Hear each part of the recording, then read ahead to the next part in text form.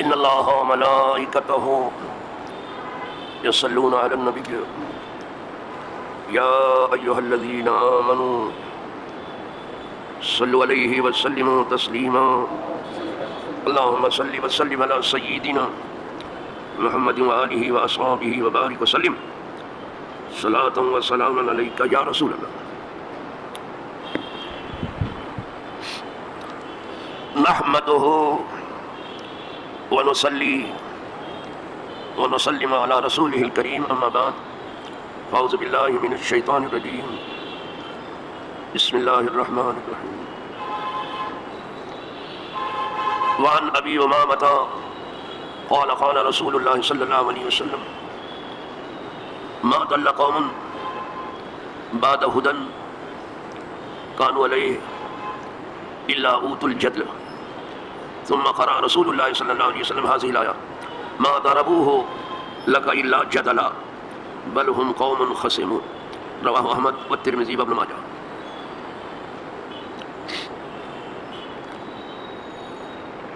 یہ حدیث پاک جس کا متن آپ نے سماعت فرمایا جناب ابو امامہ باہلی سے مروی ہے.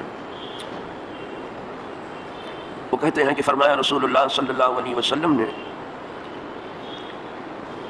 کہ نہیں گمراہ ہوئی کوئی قوم بعد اس کے کہ وہ ہدایت پہ تھے مگر جھگڑالو. ثم قرأ رسول اللہ صلی اللہ علیہ وسلم نے یہ آیت کریمہ ما ضربوہ لک الا جدلا نہیں بیان کرتے ہیں آپ سے مگر جھگڑا کرنے کے لیے بلکہ وہ لوگ جھگڑالو ہیں. دنیا میں جھگڑے کا اصل سبب یہ ہے کہ زیادہ تر لوگ نادان ہیں. اکثرهم الجاہلون کہیں اکثرهم الفاسقون. نادان یہ جھگڑا نادانی کی سب سے بڑی علامت ہے. علم جھگڑا نہیں ہے جو صحیح علم ہے بلکہ وہ جھگڑے کو ختم کرتا ہے. جہاں علم کی حکمرانی ہے وہاں جھگڑا نہیں ہے اور جہاں جہل اور نادانی کی حکمرانی ہے وہاں لڑائی جھگڑے دنگے فساد کے سوا کچھ نہیں. ستھرا کوئی بھی بنے تقریباً اس دنیا میں زیادہ تر لوگ جھگڑالو ہیں. ویسے بھی انسان و کان الانسان اکثر شیء جدلا تمام مخلوق میں سب سے زیادہ جھگڑالو انسان ہی ہے. کہیں رنگ کے نام پہ جھگڑا ہے کہیں نسل کے نام پہ جھگڑا ہے اور کہیں دین کے نام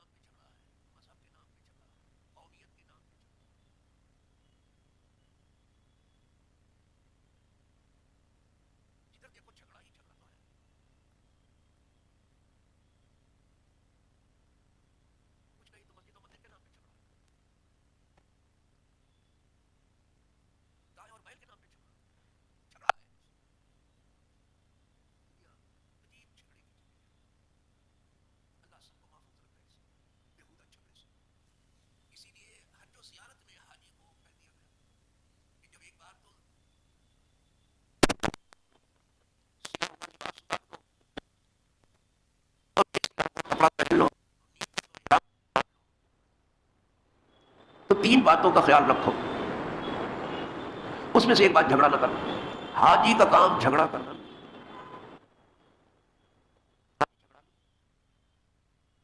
حاجی جھگڑا وہ تو پاجی ہے جو جھگڑا کرتا ہے. لیکن جہاں علم نہیں ہے تو ایک روٹی اور ایک بوٹی کے لیے بھی جھگڑا ہے. وہ بھی دیکھا ہے ایک بوٹی ان کو کیوں زیادہ دے دیا پانی پوڑی کو نہیں کھلایا. لا حول ولا قوت. حاجی کو سختی سے روکے کہ جھگڑا نہیں. کوئی گناہ نہیں کرنا حج میں. تم تو حج میں آئے ہو گناہ معاف کرانے کے لیے اور گناہ ایسے معاف ہوتے ہیں حج میں جیسے ماں کے پیٹ سے حاجی پیدا ہوا اگر حج ہو گیا تو تم تو آئے ہو گناہ معاف کرانے کے. گناہ نہیں کرنا. اور اپنی خاتون خانہ سے وہ بات نہ کہو جو صرف مرد اور عورت کے درمیان ہوتی ہے. یعنی جماع تو درکنار اس کی گفتگو بھی مت کرو. تین چیزوں سے روکا. جہاں جائز خواہشات سے روک دیا گیا وہاں بری خواہشات کا کیا کر سکتے؟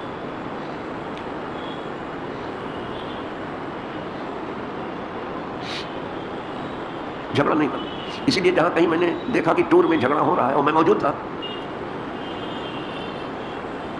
اور لوگوں نے کہا حضرت دیکھیے کیا ہو رہا ہے، مجھے سنی کہ بھاگ گئے سب لوگ جھگڑا کرنے والے. میں نے کہا کون جھگڑا کر رہا تھا؟ حج جیسا ہونا چاہیے نہیں ہو پائے گا. اس لیے کہ کتاب کہتی ہے اللہ فلا رفث ولا فسوق ولا جدال فی الحج. تو سب کہنے لگے ہم نے نہیں کیا جھگڑا اس نے نہیں. پھر ہوا جھگڑا کیسے؟ اللہ بچا لے. یہ سب نہ جاننے کی وجہ سے دنیا داروں نے یہ سمجھا ہے کہ وہ دنیا ہے کہ دنیا کمانے کے لیے بہت کچھ سیکھنا پڑتا ہے تب آدمی دنیا کماتا ہے. یہ دنیا داروں کا خیال ہے. اور دین تو خود بخود آ جاتا ہے. یہ گدھا پنی ہے، یہ حماقت ہے، یہ جنون ہے، یہ پاگل پن ہے. دین کو بھی سیکھنا پڑتا ہے دینداروں سے. اور انبیاء دین ہی سکھانے تو آئے تھے. اگر ایسے ہوتا کہ خود بخود معلوم ہو جاتا. اور جن چھوکروں کے پیچھے یہ بھاگ رہے ہیں انہیں خود ہی پتہ نہیں کہ اصل دین ہے کیا. وہ کیا بتائیں گے؟ وہ کیا بتائیں گے؟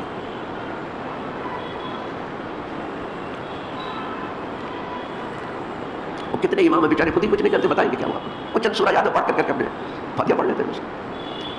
قوم کیا چیز ہے، قوموں کی امامت کیا ہے، کیا بتا سکتے ہیں بیچارے 2 رکعت کے امام. 2 رکعت پڑھاتے ہیں سبحان اللہ ماشاء اللہ کچھ لگ جاتے ہیں. تو جھگڑا بہت بری چیز ہے. عورتوں سے کوئی پردے کی بات بھی نہیں کر سکتے آپ، جو صرف مرد و زن میں ہوتی ہے حج میں.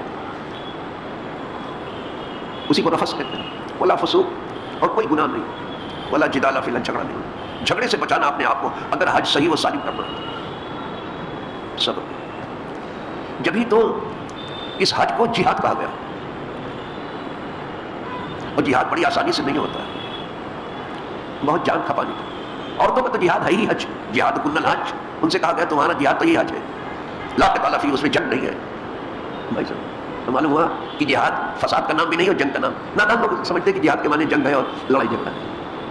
جہاد کے معنی اپنی پوری کوشش کھپانا کسی راہ میں، بے سمجھے بوجھے ادھر ادھر کی بکتے رہے. جنگ کے لیے قتال کا لفظ ہے. تو عورتوں کے لیے تو جہاد ہے ہی حج. ضعیف لوگوں کے لیے، جو کمزور لوگ ان کے لیے بھی حج جہاد ہے.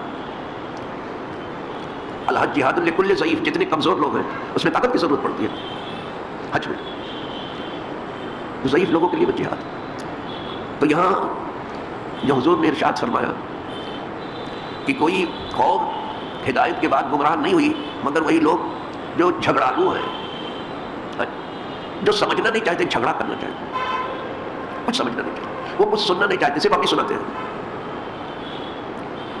ایسا لگتا ہے کہ من وہی لے کے آئے ہیں، دوسرے کے پاس من نہیں ہے. دوسرے سب کان لے کر کے آئے ہیں،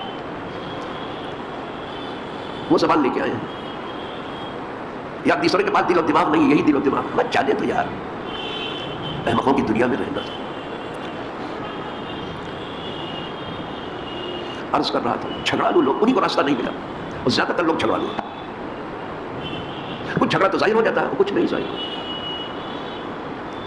جب حضور نے اسلام پیش کیا تھا تو مکے والوں نے تو اتنا جھگڑا کیا ہے کہ آپ کو ہجرت کرنی پڑی. 40 سال کے بعد جب اعلان نبوت ہوا تو مکے سے مدینے جانا پڑا آپ کو، سفر کرنا. یعنی مشکل کر دیا. جب دین اپنے صحیح رنگ میں ہوتا ہے تو یہ دنیا جینے نہیں دیتی. وہ جو سارے جہاں کی رحمت بن کر کے آئے تھے، رحمت للعالمین، جو رؤوف و رحیم، ان کو رہنے نہیں دیا. لیکن کسی کے جھگڑے کا آپ نے جواب نہیں دیا، بلکہ آپ کے ماننے والوں سے بھی جھگڑا ہوتا تھا تو آپ ان کو کہتے صبر کرو. 13 سال ایسے گزرے ہیں. مدینہ منورہ میں جب گئے تو یہ جھگڑے کا سلسلہ جاری رہا. جنگیں ہوئی، بدر ہوئی، احد ہوا، حنین ہوا. جھگڑا تو ختم نہیں ہوا، جھگڑا ہوتا رہا. اور یہ سستے سستے دین آگے نہیں بڑھا ہے. کباب روٹی کھا کر کے اور مصنف کھا کر کے اور بریانی کھا کر کے، ایسے سستے سستے پیٹ پر پتھر باندھ کر کے ہوا ہے. گوشت کو اتنا بڑھا لیا ہے کہ لگتا ہے کہ عقل کے لیے کوئی جگہ نہیں رہی. چیرے 4 بگارے 5، بڑا لمبا چوڑا آواز کرنے بیٹھتے ہیں. زبان کے سوا بھی کچھ ہے آپ کے پاس عملی نمونہ؟ تو جھگڑا چالو رہا. پہلے تو قرآن کا خوب مقابلہ کیا، لیکن جب ہار گئے صرف انا اعطیناک الکوثر کا جواب نہیں لا پائے. قرآن کا جواب کیا لاتے ہیں وہ، جو بڑی مختصر سورہ جواب نہیں آیا. اور انہیں کہنا پڑا کہ ما ھذا کلام البشر، یہ بشر کا کلام نہیں ہے. جی صاحب، یہ مخالفین کو بھی کہنا پڑا. اور آج بھی مخالفین کے صفوں میں ایسے ہیں جو حق سننے کے لیے، حق مانگنے کے لیے تیار ہیں. کوئی سننے والے تھے، یہ نہیں سمجھنا کہ پہلے تھے. یہ آدمی کا کلام تو نہیں. انا اعطیناک الکوثر. تو جب اس سے ہار گئے وہ، تو دوسرا رنگ اختیار کیا. دیکھا کہ اس کی ایک سورہ کا جواب ملا سکتا، تو دوسرا رنگ انہوں نے اختیار کیا. ان کا ایک بہت بڑا ادیب تھا ابن زبارہ، بہت بڑا ادیب تھا. وہ کہنے لگا کہ آپ کی کتاب میں یہ آیت آئی ہے، پہلے بھی مخالفین آپ کی کتاب پڑھتے تھے، آج بھی پڑھ رہے ہیں، ایک ایک آیت کو دیکھ رہے ہیں آج بھی. آپ تو سب کوئی مرنے کا انتظار کرتے ہیں، کوئی مرے گا تو اس کو بخشوا لیں گے کچھ پڑھ کر، یا رمضان آئے گا تو نیکی اپنی زیادہ کر لیں گے. اور پھر اس طرح پڑھتے ہیں کہ کوئی سمجھتے ہی نہیں کہ کیا پڑھ رہے ہیں. ہم نے کسی زبان کے ساتھ یہ نہیں دیکھا کہ پڑھیں اور سمجھیں نہیں اس کو، سوائے عربی کے. قرآن سبھی پڑھتے، مانا کچھ نہیں، بسم اللہ کے مانا نہیں آئے گی کسی. اتنی ناانصافی. آج تک جو زبان بھی ہم بولتے ہیں اس کو سمجھتے ہیں، جو زبان پڑھتے ہیں اس کو ہم سمجھتے ہیں، گجراتی ہو، مراٹھی ہو، ہندی ہو، سندھی ہو، کوئی بھی زبان ہو، سب اس کو جو بولتے ہیں سمجھتے ہیں. عربی کے سوا میں نے لیڈروں کو دیکھا قل اللہ احد نہیں پڑھ پائے، اور انشاءاللہ بے محل بولتے ہیں، اور خود پاکستان کے نام میں آتے. یہ حالت بنا لیا ہے. یہ بیگانگی علم سے، یہ دوری، یہ نخوت، یہ مغرب صدقی. تو ابن زبارہ جو ہے، اس نے کہا کہ آپ کی کتاب میں ایک آیت ہے کہ انکم وما تعبدون حسب جہنم، کہ تم لوگ اور جس کو تم پوچھتے ہو ان کے لیے جہنم کافی ہے. تو ان کا بہت بڑا ادیب آدمی تھا وہ. اس نے کہا کہ اب تو ہم کو ڈر نہیں ہے کہ ہم اور ہمارے کچھ جہنم میں ہوں گے، اب ہم کو ڈر نہیں ہے. اس لیے یہ قوم جو ہے عزیر کو پوچھتی ہے، یہ قوم عیسیٰ کو پوچھتی ہے. وقالت الیہود عزیر ابن اللہ، وقالت النصارى مسیح ابن اللہ. ایک قوم جو ہے عزیر کو پوچھتی ہے، ایک کچھ نصرانی ہے جو عیسیٰ کو پوچھتے ہیں. تو جس کو پوچھتے ہیں وہ بھی جہنم میں رہے گا. یہ آپ کی آیت کہہ رہی ہے. دیکھا آپ نے یہاں سے آپ مانا پہ اعتراض کیا، اور آج یہ اعتراض آدمی یہ چلتا رہتا ہے. آپ لوگوں کو خبر تو ہے، پڑھے لکھے کے درمیان چلتی رہتی ہے گفتگو. تو اس نے حضور کے سامنے چونکہ اعتراض کیا کہ چلو اب یہاں سے تو بات بنے گی، لیکن سرکار کا جواب پھر سرکار کا جواب ہے. وہ سرکاریں دو جہاں، سرداریں دو جہاں، سارا علم انہیں دے دیا گیا. جب یہ بات ابن زبارہ نے کہی، سمجھا تھا کہ بہت پسند تھا. فرمایا تو ادیب بنتا ہے حالانکہ اپنی قوم کی زبان بھی نہیں سمجھتا. تو ادیب بنتا ہے اس لیے کہ ماں جو ہے وہ غیر سبیل العقول کے لیے ہے. تو عیسیٰ علیہ السلام کہاں اس میں آتے ہیں؟ اور عزیر اس میں کہاں آتے ہیں؟ من آتا ہے سبیل العقول، عقل والے کے لیے من آتا ہے. پھر جو اس کی گھی بدھی ہے، اس پر لعنت کے جوتے پڑے ہیں، سانس نہیں لے. ہاں، قوم کی زبان سے بھی واقف نہیں ہے تو، اور آیا ہے اللہ کی کتاب پہ اعتراض کر دیتے. اور یہ معبود میں جو منعبد ہے، یہ جوابد ہے، حقیقت نہیں ہے. قل یا ایھا الکافرون. چپ، جھگڑا اس پر آیت اتری کہ وہ معنی سمجھنے نہیں آیا تھا، جھگڑا کرنے آیا تھا. جب حضور نے کہہ دیا چپ ہو گئے. اسی لیے تو اعلیٰ حضرت کہتے ہیں، بڑے مزے سے کہتے ہیں، تیرے آگے ہیں دبے لچے فصحاء عرب کے بڑے بڑے، جتنے درہم کھاتے سب ڈھیر ہو گئے. جنہیں بہت اپنے علم کا نشہ تھا سب کافور ہو گئے. جو علمی ناز و تبختر میں تھے سب کے منہ پہ تالی لگ گئے. آپ قومی سماج بھی نہیں سمجھتا. تو یہ ماں ملکت جو آیا ہے نا، ماں ملکت ایمانکم، جو آدمی کسی کی غلامی میں ہے، در حقیقت آدمی نہیں ہے. آدمی کو ہے جو آزاد ہے. اتنی غلامی، پوری پارٹی ایک آدمی کی اتنی غلامی کہ وہ یس کہتے ہیں تو نو کہتے نو، پھر رائٹ ہو یا رانگ، اور یہ ماسٹر اسٹروک کہلائے. انا للہ و انا الیہ راجعون. انا للہ. ہاں، جس رائٹ ہے تو اس کو رائٹ کہو. کوئی بھی کہہ رہا ہو، دوست کہہ رہا ہو یا دشمن کہہ رہا ہو، جو رانگ ہے اس کو رانگ کہو. یہ نہیں کہ دشمنوں کے پاس کچھ ہی نہیں ہے، اپوزیشن کچھ ہی نہیں ہے، ایسا کچھ نہیں. تب یہ آیت اتری کہ وہ سمجھنے نہیں آئے ہیں، وہ جھگڑا کرنے کے لیے آئے. بل ہم قوم خصمون، کو جھگڑا کرتے ہیں.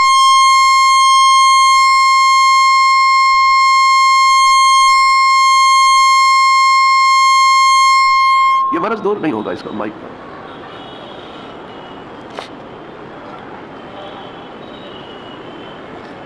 ایک طرف میں بوڑھا کھسٹ اور یہ مائک ہم سے بھی زیادہ بوڑھا ہے. تو حالت کیا ہوگی؟ چلانے والے بیچارے اللہ یہ رحم کرے، چاہتے ادھر ادھر کانٹ کے چل دیتے ہیں. اللہ رحم. تو عرض یہ کر رہا تھا، زیادہ تر لوگ جھگڑا لو. اور یہاں دنیا میں جو آگ لگی ہوئی ہے جھگڑے کی، یہ صرف حقوق کی جنگ ہے. ہر آدمی اپنا حق حاصل کرنا. حقوق بھیک میں مانگے نہیں ملتے ہیں، اپنے حقوق کے لیے جھگڑا کرنا پڑتا ہے. جھگڑا مگر جھگڑا بھی ایسا ہو کہ پر امن ہو، رگڑا نہ ہو، بحث و مباحثہ ہو. حقوق کسی کو بھی ٹھنڈے ٹھنڈے نہیں ملے ہیں، اس کے لیے جھگڑا کرنا. بھیک میں حقوق نہیں ملتے ہیں، اپنے حقوق کے لیے جھگڑا کرنا پڑتا. تو غریب امیر کی لڑائی رہی ہے ہمیشہ، اور یہ رہے گی. اور یہ جنگ یہی نہیں ختم ہوگی، چلی جائے گی آسمان پر، آخرت میں بھی. وہاں بھی جنگ تو غریب کیا کہے گا کہ خداوندہ اگر یہ امیر لوگ ہمارے حقوق ادا کرتے تو ہم فقر و فاقے کے شکار نہیں ہوتے. اور یہ سچ ہے. اسی لیے لکھا 500 برس پہلے غریب چلے جائیں گے جنت میں، جب تک یہاں حساب کتاب ہوتا رہے. 500 برس تو کہاں عمر مل رہی ہے. حقوق کی جنگ ہے. تو اچھا ہے کہ جس کے جو حقوق ہیں حوالے کیے جائیں. جو چھوٹوں کے حقوق ہیں وہ چھوٹوں کو دیا جائے، جو بڑوں کے حقوق ہیں بڑوں کو دیا جائے، جو اچھوں کے حقوق ہیں اچھوں کو دیا جائے، جو برے ہیں انہیں تھوڑا لگام دی جائے. یہ نہیں کہ ان کی حوصلہ افزائی کی جائے اور ان کا رتبہ اور عہدہ بڑھایا جائے. یہ دنیا کی ساری کیسی اندھیر نگری ہے. جو جھگڑا کو ان کے عہدے بڑھائے جائے، رتبہ بڑھائے جائے، تو کیوں نہیں جھگڑا کریں گے؟ اللہ سب کو دینی سمجھ بوجھ عطا کرے، دینی زندگی عطا کرے، دینی عمل عطا فرمائے، دینی موت عطا فرمائے جو دین پر آتی ہے، ایمان پر آتی ہے، ایقان پر آتی ہے، صلح و سلام پر آتی ہے، امن و امان پر آتی ہے. اللہ حسن خاتمہ نصیب فرمائے. کسی کو حسن خاتمہ کہا جاتا ہے. یہ دنیا تو اچھی گزری، خاتمہ بھی اچھا ہو جائے. وآخر دعوانا الحمدللہ.